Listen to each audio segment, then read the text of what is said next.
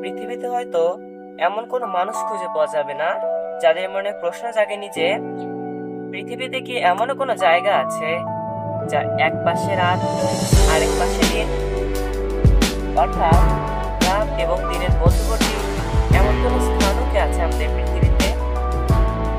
উত্তর হবে হ্যাঁ। রাত দিনের মধ্যবর্তী এমন বিস্ময়কর স্থানও রয়েছে আমাদের পৃথিবীতে। আর সেই বিস্ময়কর স্থানটির নামই হলো আলাস্কা। আলাস্কা শব্দটি আলিউডের আলাস্কা ভাষা থেকে নেওয়া হয়েছে, যার অর্থ বিশাল বা মহান দেশ বা ভূখণ্ড। বর্তমানে এটি আমেরিকার একটি অঙ্গরাজ্য।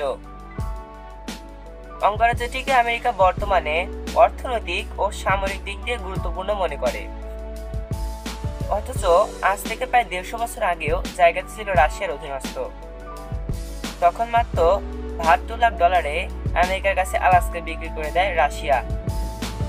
সেই অর্থ বাংলাদেশি টাকার হিসেবে 63.5 কোটি টাকার বেশি। সেই হিসেবে প্রতি একর জায়গার দাম পড়েছিল মাত্র 2 সেন্ট করে। এ অর্থ দিয়ে রাশিয়ার কাছ থেকে আমেরিকা 5,86,000 বর্গ মাইলের আলাস্কা নিজেদের দখলে নিয়ে নেয়, যেটি বর্তমানে আমেরিকার টেক্সাস অঙ্গরাজ্যের দ্বিগুণ এবং বাংলাদেশের 4 গুণেরও বেশি।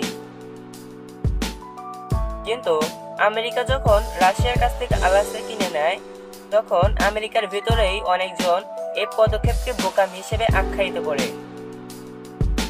কারণ তখন আলাস্কা ছিল পাহাড় ও পর্বতে ঘেরা একটি জায়গা, জনবসতিও তেমন একটা ছিল না। অন্যদিকে আবহাওয়া ছিল চরম ভাবাপন্ন।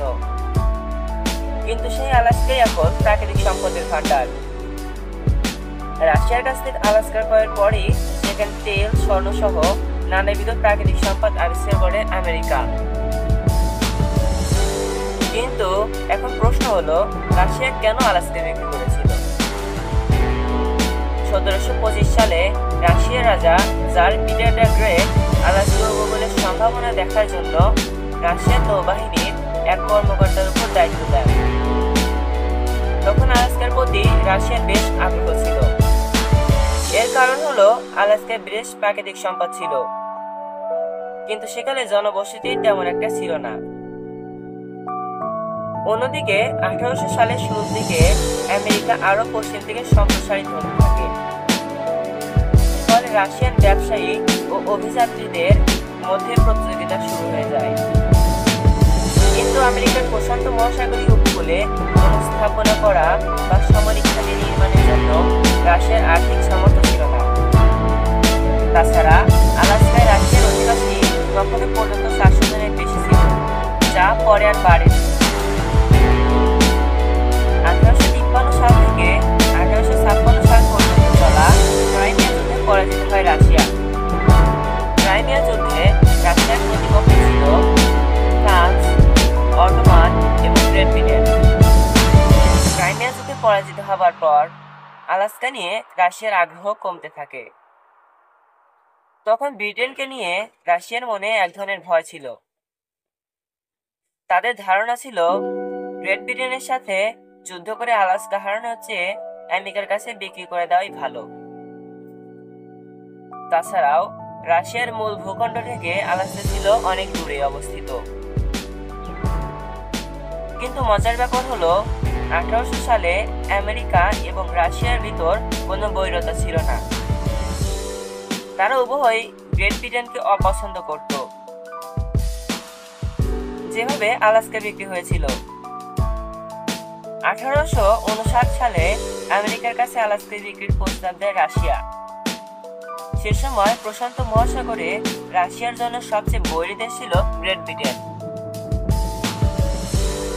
আমেরিকার স্টেট ডিপার্টমেন্ট অফ দ্য হিস্টোরিয়ানের ওয়েবসাইটে বলা হয়েছে, আমেরিকার কাছে আলাস্কা ছেড়ে দিলে তারা প্রশান্ত মহাসাগরে গ্রেট ব্রিটেনের কর্তৃত্ব খর্ব করতে পারত। এ ধারণা থেকেই রাশিয়া আমেরিকার কাছে আলাস্কা বিক্রির প্রস্তাব দেয়।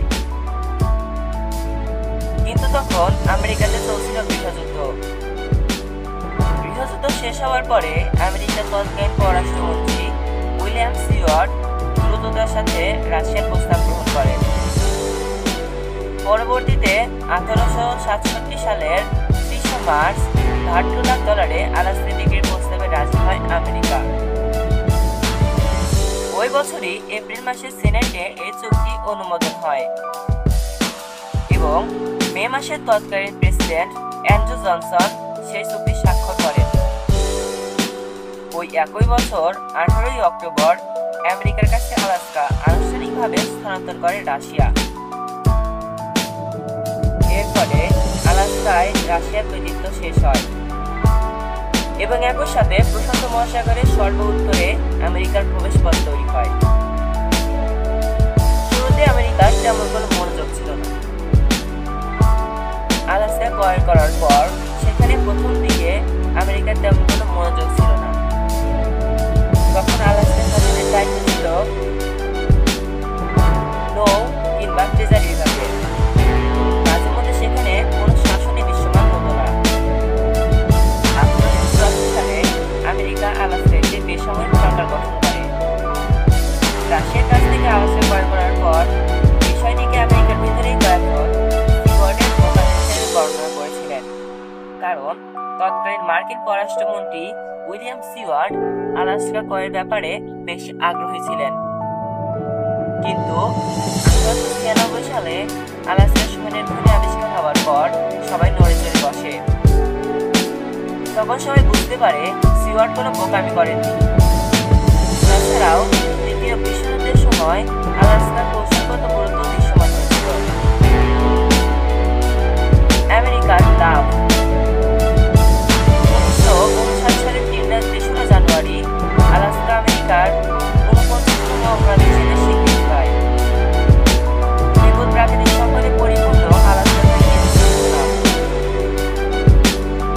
ইউএস এনার্জি ইনফরমেশন অ্যাডমিনিস্ট্রেশনের তথ্য অনুযায়ী 2021 সালের শুরুতে আলাস্কার জ্বালানি তেলের রিজার্ভ 2.5 মিলিয়ন ব্যারেল, যেটি পুরো আমেরিকার মধ্যে চতুর্থ অবস্থানে আছে।